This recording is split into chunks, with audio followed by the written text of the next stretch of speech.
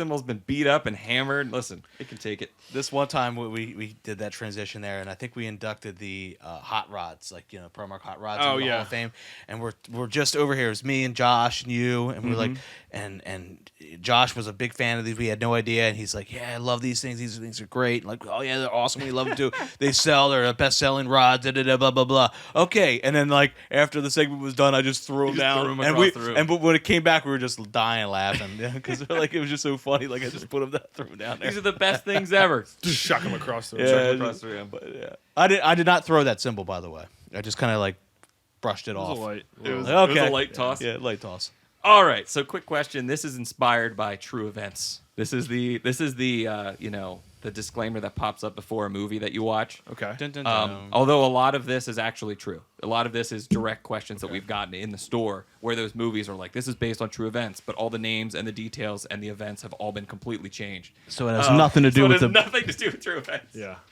So, quick question. It's inspired by folks coming in and saying, hey, quick question. And we know that we're going to be stuck with this person for hours explaining. Yeah. Right? Like, the question might be quick, but the answer is not. So we got this quick question. Was this today? Yeah. This is earlier today. So this is taken from real life that happened today. This has not been altered. This has not been changed to conceal anybody's identity. And now that he's watching this now, because he did not know about our podcast, he's going to see that his question Made inspired it to air right away. inspired us today. Yeah. And if we don't hear from him, we know he didn't watch That's our right. podcast like he That's right. promised us. Or we just pissed him off. Or we just made him mad. We're never going to see him again. No, this is a good question. This is a good question. And we're not going to answer this from a technical standpoint. We're going to simplify, as we do here, and talk about a general theme. But here's the quick question. Hey, guys, quick question. What's the difference between maple, walnut, babinga, birch, poplar, oak, blah, blah, blah, blah, blah, blah, blah? What's the difference between all of these plies? This is a conversation that I've gotten into the weeds with. We have the technical know-how and the experience. We've done the research to know what different tonalities and qualities different types of woods have. This breaks into a whole new conversation about bearing edges and the amount of plies that something has, thicker shells, thinner shells, depending on the mounting system, the lugs, all of this, the hoops, the heads, everything affects a drum sound. So I don't want to deny any one of that. And what your drums are made of is a big deal, right? How thick they are, a less big deal.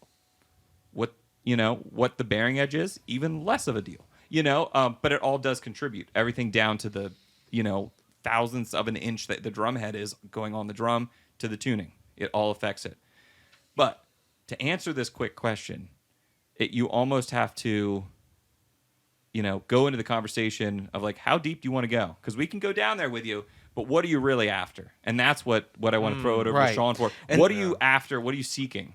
Yeah, and it's always about, like, you just want a quality drum set. You just want a good quality drum set, because you could take a Yamaha Oak Custom, bring it in, put some Emperors on, and say, oh, let's take this Gretsch Renown Maple kit.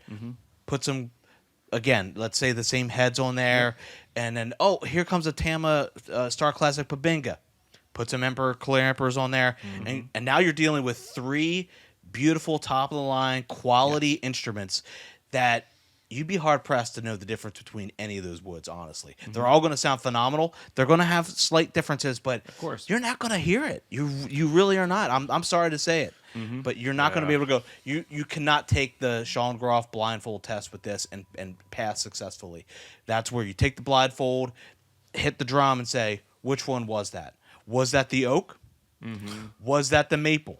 You know what I mean? And say you have the two. There's always a 50-50 chance. But if you can, okay? So I guessed it right. But guess what? It doesn't stop there. You have to guess it 5 out of 5 times. Because if you honest to God know, like if I gave you a cheeseburger and you ate the cheeseburger and you were like, I know the difference between pizza and cheeseburger, do you think you can guess that 5 out of 5 times? Tasting a piece of pizza and a cheeseburger? I think I could. You could guess it 5. Now, if I asked you to tell the difference between an oak drum with the same heads on it or a maple drum, do you think you could guess it the same time 5 out of 5 times if you hit both? No. Probably not.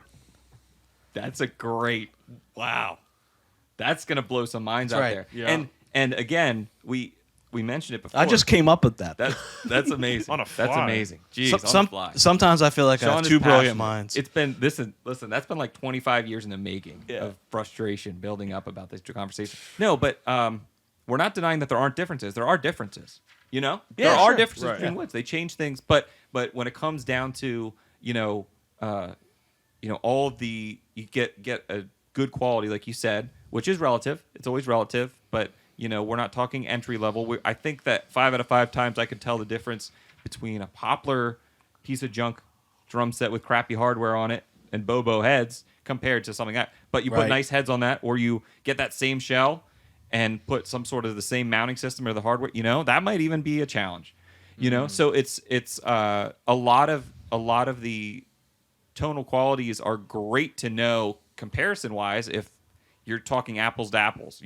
I want the same drum set, which can happen in only a few circumstances nowadays with drum companies, where you're like, okay, Tama has a Star Classic drum set, and they have it in maple, and they have it in the birch walnut, and they have it in something else. Okay, that's the exact same drum set with 3 different woods that it's made of.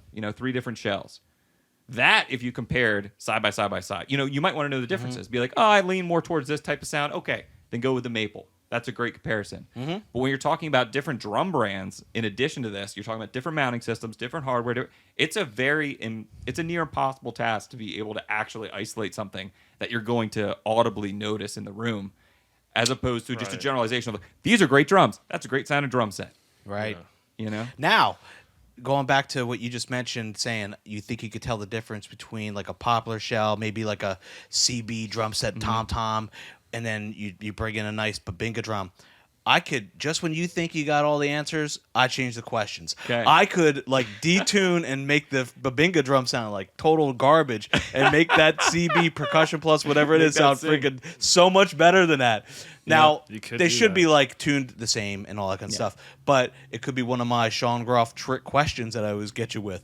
You're just like, I didn't know it was going to, like, can you tell the difference between a wood drum and a metal drum? And you're like, okay. And then I slide in that acrylic drum in there to fool you. And you're like metal drum. And then you turn around, it's acrylic. And you're like, I didn't know that was part of the freaking, Right. you know. Right. I So, do like the blindfold test. Yeah. Justin, you've been playing out, sharing house kits, sharing with other drummers and stuff, I'm sure. Yeah. Doing different things. You've played a lot of drums. Do you concur that it's kind of the overall quality of the drum rather than specifying the shell types? And like, how much do you think that plays into the... For me, it's the overall quality of the drum for sure. I mean, I've had my main gigging kit is a Pearl Vision Maple that I've had since I think I was 8 or 9. I've loved that kit so much. And Great drum. It's not a super expensive drum kit. It's just a really solid kit. and You know it what? Sounds great. You know what is amazing here, and I'm gonna say this with all like sincerity. Like, you focused much more on what you needed to focus, and that was your technical ability and your way of drumming and technique and studied, as opposed to going the other route, and that is like fussing over plies of wood in your drums and make it like, because Yeah, you like can the- make this yeah. Vision kit sound. Now, when you recorded that album, Big Fat Meanies, did you play the Vision set or did you play something else in the studio? For the Bad Hand EP, what did we use? We kind of had a skeleton kit. I didn't really know what I was doing back then, so I brought in a Gretsch Catalina Club thinking that was going to get the job done. Yeah. And the producer was like, "What are you doing with this 18-inch kick right now? We're about to record Wow, this he rock was- metal he was album." not having He it. was like, "We're not." He's like, "Come on." So I think he brought in. I forget. We used my rack tom because the rack tom sounded good, and then we used. I think it was like a Mapex 24-inch kick. I think it was a Mapex floor tom, and then like the cymbals were kind of over the place too. Like I used like a 22-inch like Zildjian. He doesn't know. Doesn't matter. It was like a skeleton kit. Yeah, we put. It was like 3 different kits, and then like all these different symbols. So it was. To answer your question, it would be, as opposed to the ply of the wood, just the quality of the drums Yeah. that you're getting. Yeah. Yeah. Yeah. Dude, you just proved the point 10 Yeah. times over. Killer drummer doing different things, recording in the studio, doing all this stuff. Because I and listened it's to a the- hodgepodge of different drums. It's Yeah, it was complete different wild. brand of cymbals. We always tell people to shop with their ears, and I think that that's a really Yeah. important lesson. Because I don't know if you felt this pressure. I felt this when I first started, that I wanted everything to match. Like I wanted my snare drum to match my kit. I wanted all the cymbals to be like the same. like if they're Yeah. all brilliant or some traditional or like the same series even, because I thought that's how it worked. Because when you first start out, what ends up usually happening when folks come in, and this might not be experience, that's totally fine. This was part of mine that I'm just sharing. But what a lot of people, when they come in, especially if they're taking lessons and it's time for their first drum set, immediately an affordable way to get started is to get a pack of, like, get a drum set bundle that all the drums match, comes with a matching snare drum, and the stands are the same brand and this and that. And then usually an upgrade to that is like a cymbal pack, and they Right. all match identically. And it's not until you actually get into the world and start shopping with your ears that you realize that no one's out there playing the Sabian AAX Explosion pack on the Right. record, or let alone at the gig. They've got different things here and there, mix and match. Some Yeah. people like to stick to a series. I get that. But for the most part, you know, what you're proving here today and what we talk about all the time is when you shop with your ears and record in that way, it's like, hey, follow the sound, forget about the look, and forget about the, you know, the reputation or the matchy thing, and focus on your playing and just the quality overall of the gear. You know what I mean? He wasn't Right. like, I'll get this thing out of here, and he brought in a 24-inch bass drum, but it was some like you mentioned, like CB percussion, like piece of junk. You know what I mean? Like Yeah. that drum still had to sound good and be good quality Yeah. for him to record, and that's a great point. that you just Yeah, made. yeah. I brought in a bebop kit to record a Right. rock metal album. Which killer drum set. And, It's a great and drum kit. One It's- of yeah. one of our, you I know, love it. I use it all the time, but not for that genre. But at the time, for that job though too. For that genre, it's probably fine depending on the room, but especially Yeah. for that job. I mean, it's not ideal, but No. especially for that job when you're recording, you're putting something in stone, and it's always going to sound this way. Exactly. You're going for a very specific sound. Bop bass drum especially is not usually good. yeah, that's just all I had. Like I had a smaller car, and I couldn't fit my Pearl kit in my car. I could Right. barely fit the Gretsch kit in there. Right. So I pulled up, you know, it was 18-inch kick, 12 rack, 14 floor, and I was like, "This is all I can bring."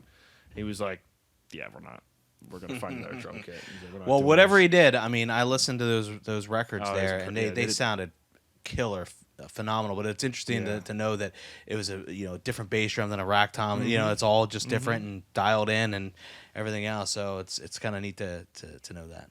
Yeah, they're all Jeff, John, Evan all did an amazing job Yeah. helping out with that project. It was Sorry, what was it? Where was that? So where did we record drums? The drums were different than everything Okay. else.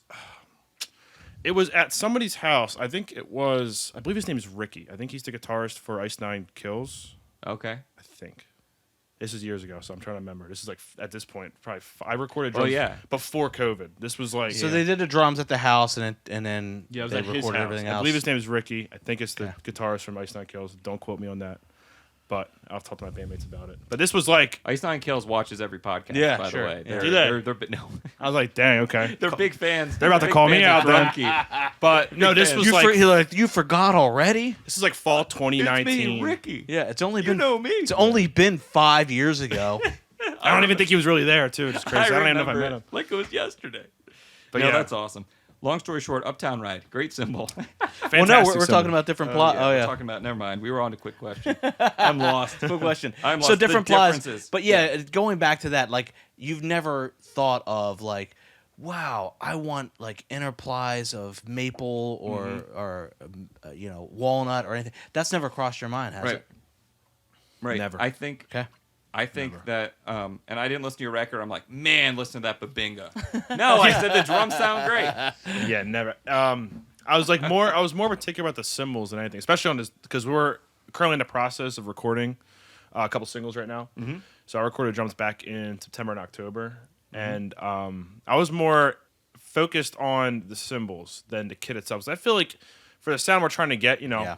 we're recording more rock Yeah. stuff, rock metal. So it's like, all right, as long as they're punchy, deeper toms, I'm cool with that. But the cymbals specifically, it's like you can't change bad cymbals. Right. So I'm like, I was very particular about the cymbals that I picked for that. Yep. as opposed to the shells and like the plies of wood. For Absolutely the agree, because you know So- you can dial the drums in, put different heads on, tune it a little differently, Even get a after different the sound, fact. even after the fact. Yeah. But cymbals, on the other hand, they need to be a certain way if Right. you're going after certain vibes. Cymbals are a whole other beast, and Yeah. you can't get a budget line cymbal or an intermediate cymbal and expect pro level out of it. But Exactly. drums, you can get intermediate, you get semi pro series drum set, and it's like, is there really a big difference between a Star Classic and a DW Collector's, like, other than a couple grand?